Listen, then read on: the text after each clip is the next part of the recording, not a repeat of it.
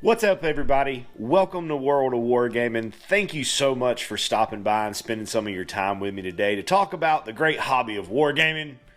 We all know, we all love, and a big part of wargaming is having a table that is populated with terrain.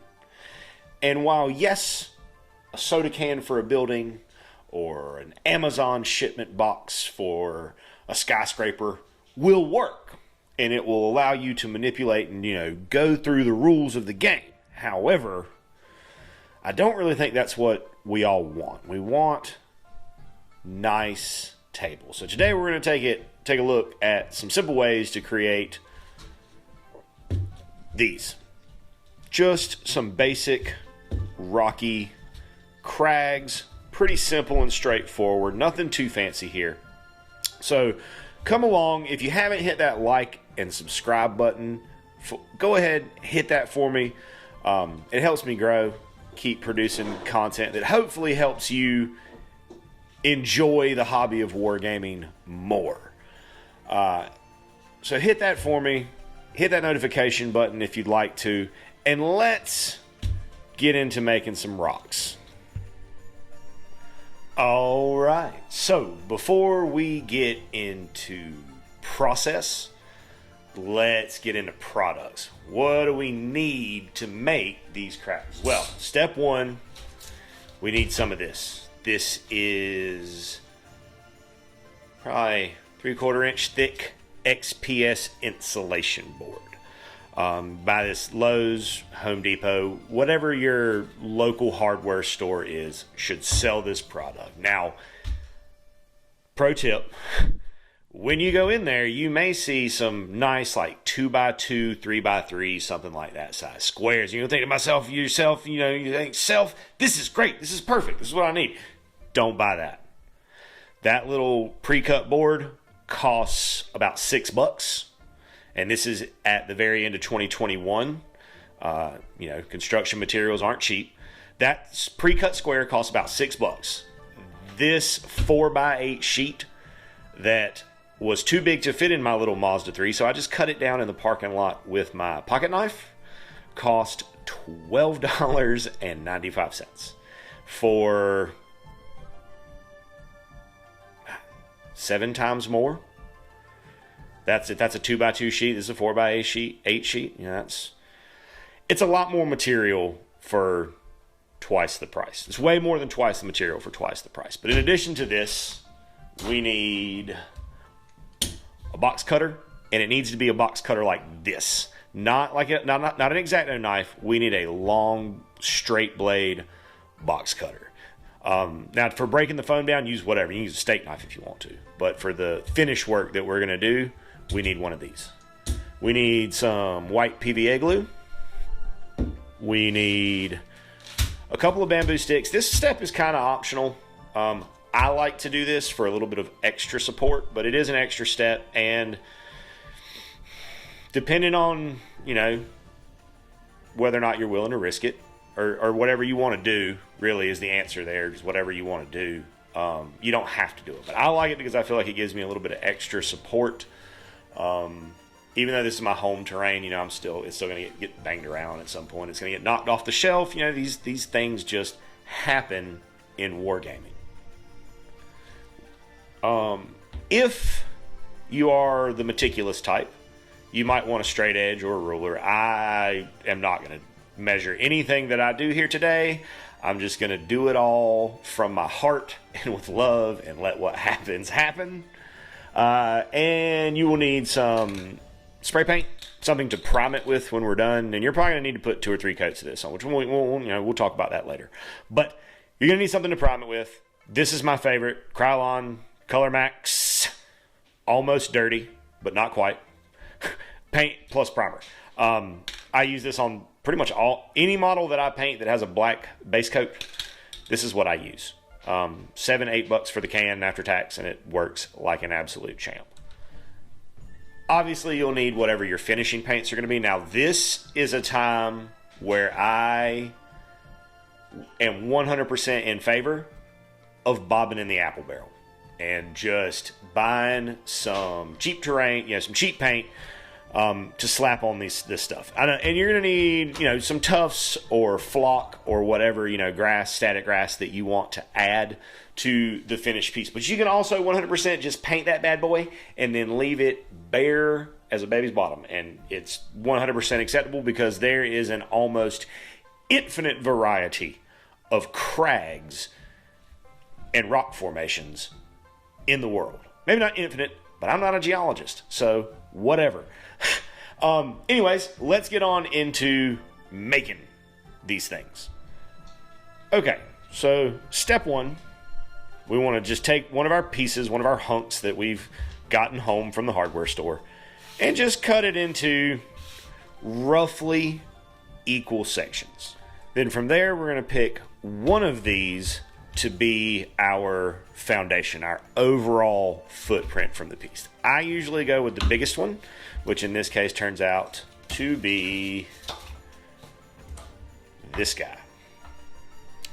So, got a little bit of shaping going to it, just rough, nothing fancy, just taking your blade, put it at about a 45, lean it over, and just pull chunks off and see what happens.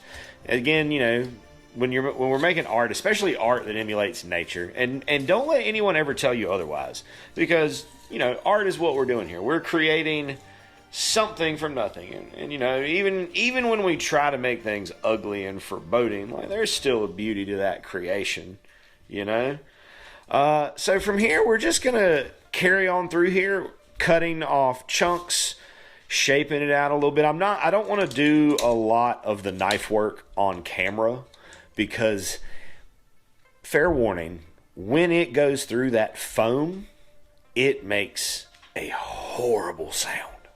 It's really, really bad.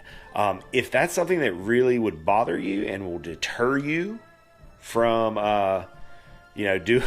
creating something like this, let me know in the comments, because there are definitely other ways to skin this cat besides dealing with this foam and everything else. Maybe we can, work on some videos for some alternative methods of creation. But anyways, I'm gonna go ahead and cut through the rest of these, get them stacked, get them cut out, laid out, and then we'll take a look at stacking them up. Okay, so I know I said I wasn't gonna do any of this knife work on camera, but there is something that I want you to see that might be helpful for you, so I want to show it to you. Another method for kind of creating your texture off gate is to, when you make a cut, come in at a bit of an angle, and then instead of trying to make a clean cut there, just twist and pop your piece out.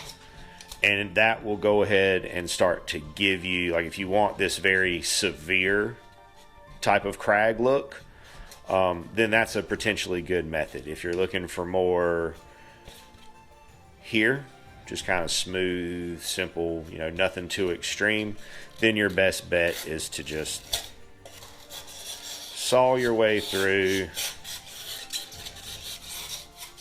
and bring it around. All right, so at this point I'm done cutting most of the stack. Now from that process, you're going to end up with a lot of this, just these chunks that are left over from where you trim it. Well, some of those chunks, if you look carefully, are big enough to give you a few little smaller kind of detail boulder pieces. So what I like to do is take a very, very Bob Rossian approach to this process, and to just look at it and think to myself, well, you know what, self, you should definitely put a happy little boulder right there.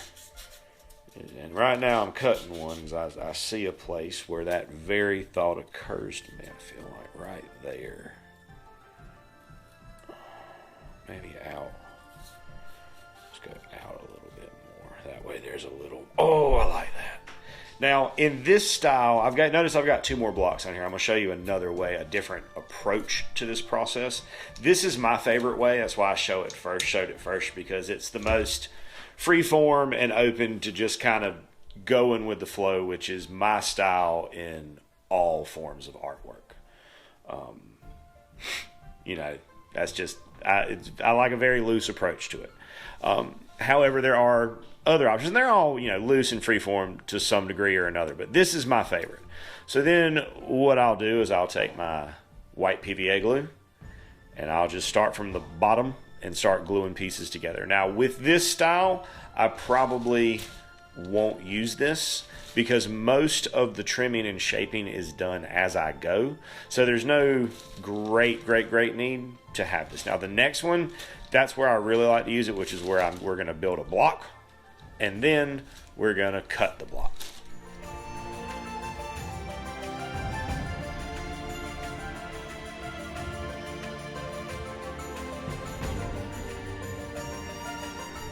Okay, with that one glued up, sitting, we're going to move into the next example. And for this, we're going to cut these into as close as we can get to the same size.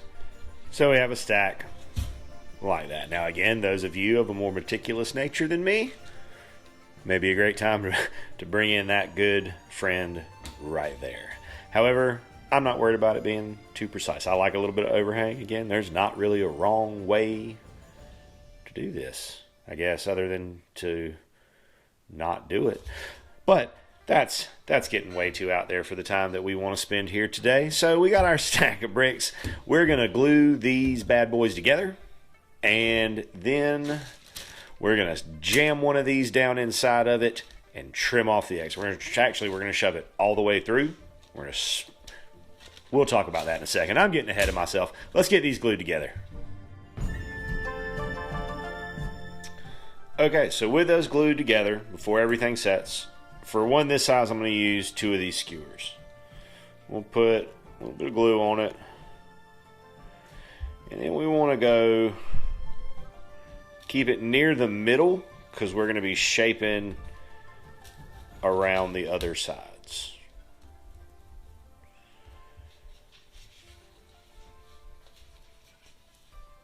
Oh no!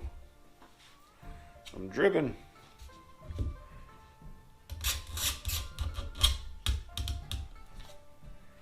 There we go.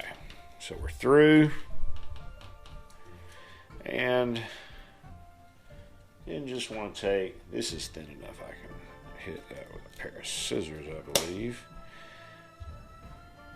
And for now, you can leave the top part sticking. We'll let all the glue dry before we get into that. I'm going to use this to kind of tip the other one. And we're going to go same thing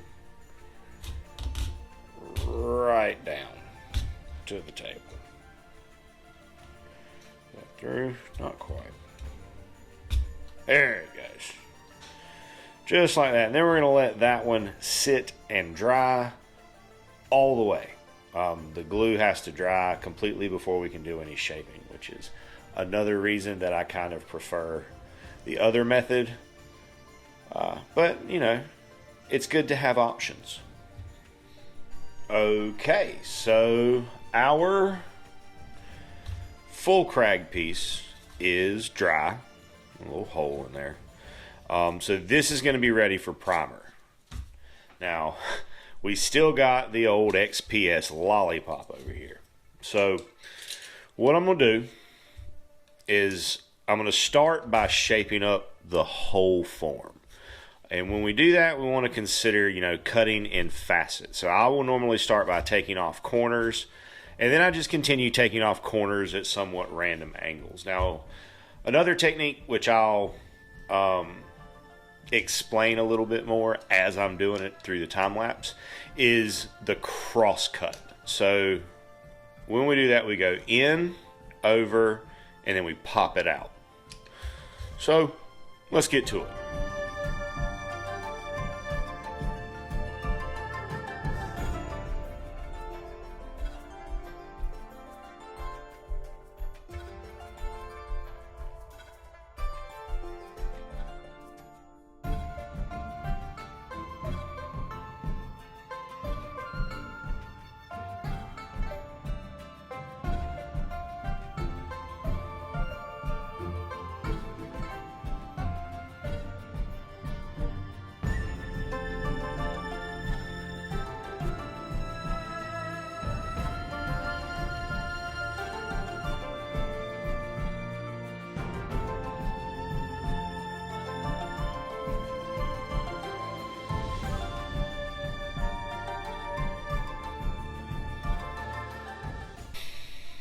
And this, friends, is why I'm so insistent on putting the sticks inside of through these before you go to shaping it. I have a couple of spots here on this top plate as well as on the very bottom piece that the glue is, after 24 hours, still not fully set. Luckily, I have the skewers in here that kind of, when it started to slide, it held it, kept it more or less in place. So again, on this type of craggy, rocky outcropping, this is the way to go. So next step is going to be to take these outside and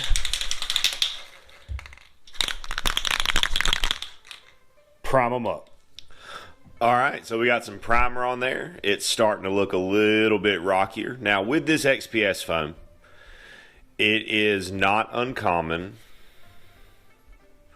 to end up with looking good, and then when you look from the side, you'll still see a little bit of that foam showing, and sometimes the paint will also absorb into the foam. Not a huge deal, because we're going to go over these with just some basic acrylic paint. It could be the apple barrel. I think right now what I have is like a big jar of like Liquitex or Master's Touch acrylic paints, whichever. But I'm going to take that with, again, with the black, and just paint over all of this to kind of lock everything in and to make sure we have all the green foam color covered. Okay, so we have that base coat on, just primed and then painted black. Same here. Now, there are still a couple of tiny spots that I could go in and really get in there, but for the most part, you're not going to be looking at it from this angle. You're going to be looking at it from up, and from that upward angle, everything looks good. So this one, I may come and put a little bit of sand flock and some grass and some tufts and stuff like that on. This one, however, I'm just going to put probably 2 layers of dry brush, kind of a mid-tone gray, and then a really light gray to kind of hit those edges. This one will get the same dry brush, but also, like I said, I may throw on some static grass or something like that, kind of build up this plate so that I have kind of grassy hill with this pile of rocks and outcrop on top of it. All right, and with that dry brush, I'm going to call these done. I know I talked about maybe doing some flock on these, but I'm actually going to hold off on this. I want to talk about why I'm going to hold off on this for a second, or why I'm going to hold off on putting any kind of flock or anything else like that on this particular piece, and that's versatility. If I flock this up with a lot of, some static, like bright green static grass and wildflowers and stuff, yes, that's going to work really well for certain things. However, when I finally get, for example, my Turnip 28 project going and start playing that game, there's not really a lot of bright green, healthy vegetation in that world. So however, just bare and rock, that fits just fine.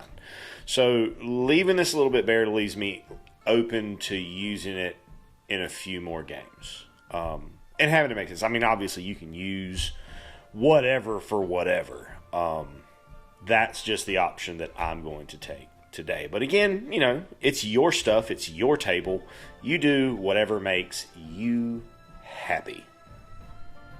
Thank you so much for tuning in to World of Wargaming today. Hope you found the video helpful or enjoyable at least. If you haven't already, please like, subscribe, and hit that bell so you can get notifications when I post new content. If you check out the description below, you'll find links to Patreon and Instagram if you'd like to give a follow there, or contribute to the Patreon and help support the channel. Either way, thank you, and may the dice be ever in your favor.